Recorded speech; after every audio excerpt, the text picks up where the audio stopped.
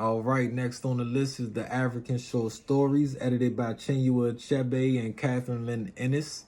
My man was born in 1930 in Ogidi, British Nigeria.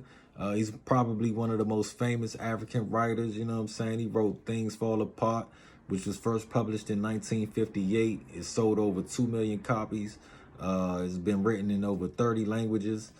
He was the professor of African studies at Brown University. So my man did his thing, you know what I'm saying? Even the Roots named their fourth album after Things Fall Apart, you know what I'm saying? And that was a classic album, you know what I'm saying? So it's like Chinua Achebe got the classic novel Things Fall Apart, and the Roots, they got the classic album Things Fall Apart. So check them both out, you know what I'm saying, if you get a chance.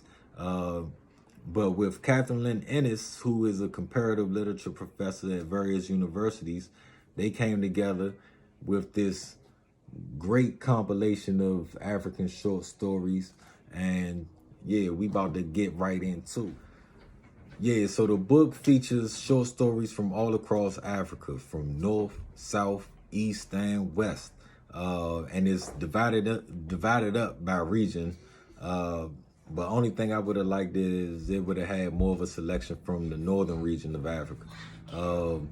But it's authored by men, women, Christians, and Muslims alike, you know what I'm saying? And they explore themes such as tradition, racism, social issues, gender roles, religion, politics, and colonialism, man. They often use, you know, the great literary devices such as irony, metaphor, and personification that you can find in many African stories. So, yeah. All right, the first story among the collection I would like to share with you is The Will of Allah. It's by David Owoyele. Unfortunately, there wasn't too much information out there on them to share with you, but it's all good. The short story was still really good nonetheless. And this short story, it explores, like, to me, it explores like defeated acceptance, you know what I'm saying? So it's like you're a defeated acceptance of one's fate. So you have two thieves. One of them is atheist, the other one is Muslim, and they partner up on a burglary spree, pretty much, right? And it explores how both of them accept their fate in different ways, you know. So both of them accepted their thieves, but the Muslim, you know, the religious guy, he thinks it's all because of the will of Allah, you know what I'm saying? And he's going to accept it and continue to live his lifestyle accordingly, because that's all he knows. To me, it seems like he's been defeated, you know what I'm saying? And the atheist, he just accepts his fate as is. You know, he really doesn't have too much an opinion on it, metaphysically or beyond him. So he just accepts his fate as is. And it shows how, to me, how greed will lead you to the same fate, you know. However, you may perceive it differently. You may perceive the consequences differently. So yeah, it was, like I said, it was a really good starter to get the collection going.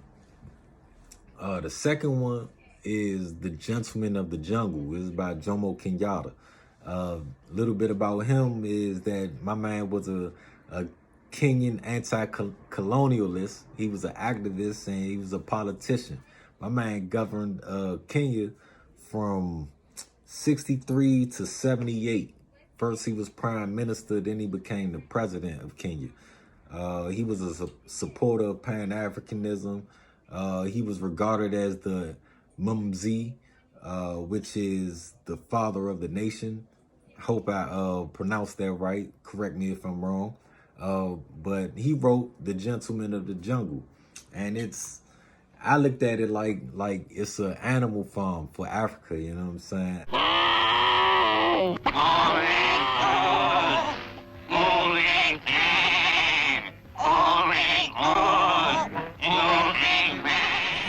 personified the colonists, and they have teeth and claws, and of course the lion is the ruler of the jungle. So it is with a heavy heart that I assume the throne. Yet out of the ashes of this tragedy, we shall rise to greet the dawning of a new era, in which lion and hyena come together in a great and glorious future.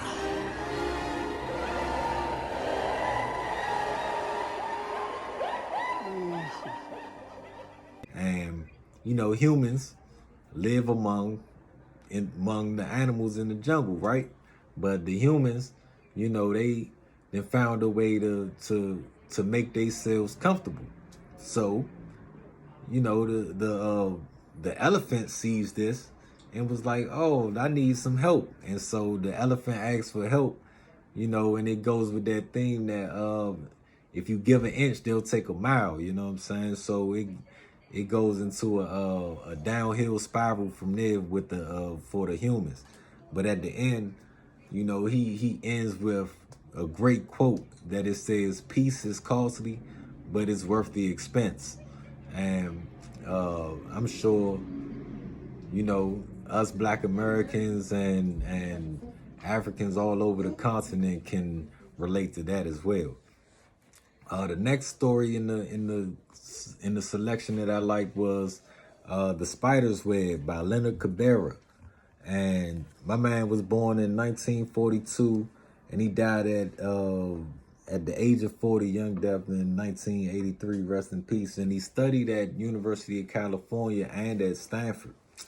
He then took his education back home, and then he became a professor at Zambia and Kenyatta University. Dude wrote his first book, Potent Ash, in '68, and Voices in the Dark subsequently after in '70, and it explores like the relationship of the Mau Mau during the Kenyan Revolution. You know what I'm saying? And I guess the criticism against the Mau Mau, but at the same time the respect that they had for them for fighting for their independence. To me, you know, I have to read the books. I have to read his books, especially after reading The Spider's Web. You know what I'm saying? But a little bit about The Spider's Web. It explores like the transition from colonial rule to independence, and it shows like how some of us turn into the oppressors that we fought against, right?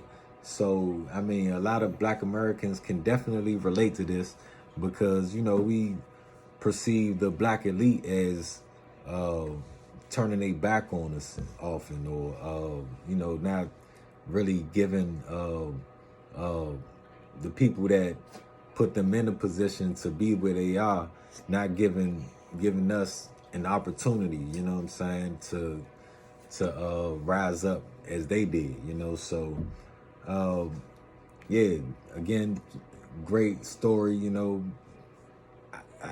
From learning about my man Leonard Cabrera, I definitely want to read his books as well. The last but not least, we have An Incident in Gobashi Household by Alifa Rafa'at. She was an Egyptian author from 1930 to 1996, and her real name was Fatima Rafa'at. She used a pseudonym in order to prevent embarrassment with her family because of her, you know, her literature.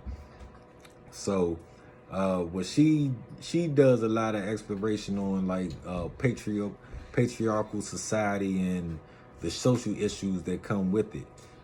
So living in a patriarchal society, I'm sure she wanted to protect her family's honor, you know what I'm saying? And that's pretty much what this story is about. You know, it's a great story showing how women endure in a patriarchal society, and what they do in order to, you know, protect the honor of the family and the husband and the daughter as well. So yeah, it's a great little ending.